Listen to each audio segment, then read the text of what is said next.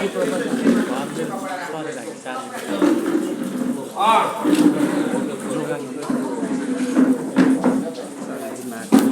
एउटा कुरा भन्दै थिएँ हजुरहरूलाई ध्यान दिनु।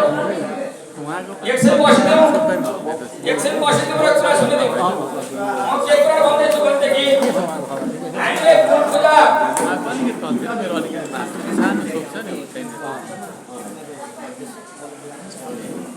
हामीले फुल पूजा आकांक्षा इच्छा 3 वर्ष अगाडि राखेका थियौँ। यो तेस्रो पटकको पूजा हो।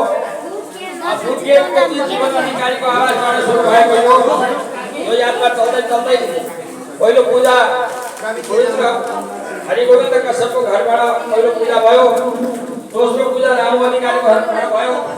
तेस्रो पूजा यहाँ सुरेश अधिकारीको घरमा सम्पन्न हुन गइरहेको छ। अब के छ भनेदेखि म एउटा कुरा हामी सबैलाई चाहिँ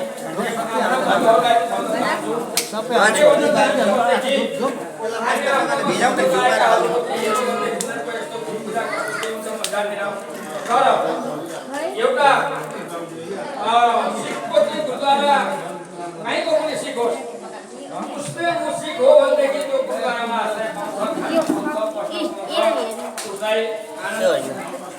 एउटा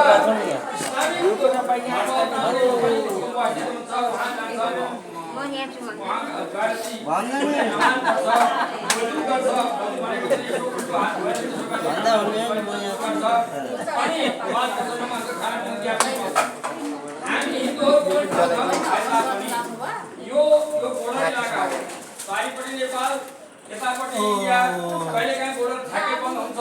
यताको यहाँदेखि आसाम मणिपुरबाट आउने यहाँ ठ्याक्क रोकिन्छ।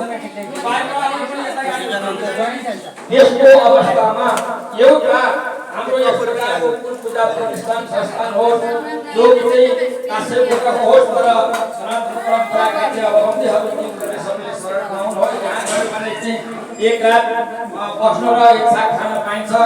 यसो पानीको बन्दोबस्त छ, पिउने बन्दोबस्त छ, खुवाउने बन्दोबस्त छ।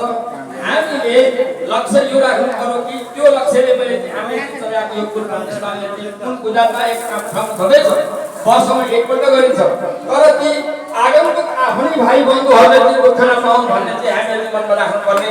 केही कमाएको चिजहरू पनि त्यसमा अलिकति दान पुण्य गर्दाखेरि त्यस प्रकारको संस्थान खडा हुन सक्छ। असम्भव केही छैन, असम्भव केही छैन। हामीले चाहियो भने हुन्छ। तसर्थ म त यहाँसम्म भन्छु कि हाम्रा पुरोहितहरूले पनि पाएको दक्षिणामा चाहिँ 5% दक्षिणा यस्ता सेवा कार्यमा लाउनु पर्ने हो। वकिलहरूलाई पनि कमाइमा चाहिँ त्यसमा 5-7% चाहिँ दक्षिणा यस्ता त्यो कमाई यहाँ लाउनु पर्ने हो।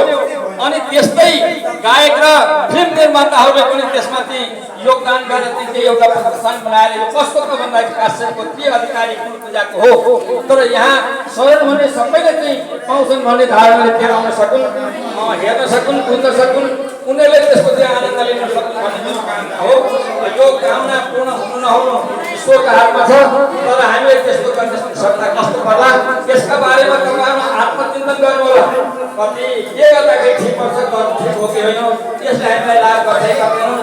लाभ हानि भन्दा पनि यो मान्छेले त्यो दुःख पाकाले सुख पाउनु पर्यो, अलिकति शान्ति पाओस् भन्ने मेरो धारणा हो। धन्यवाद।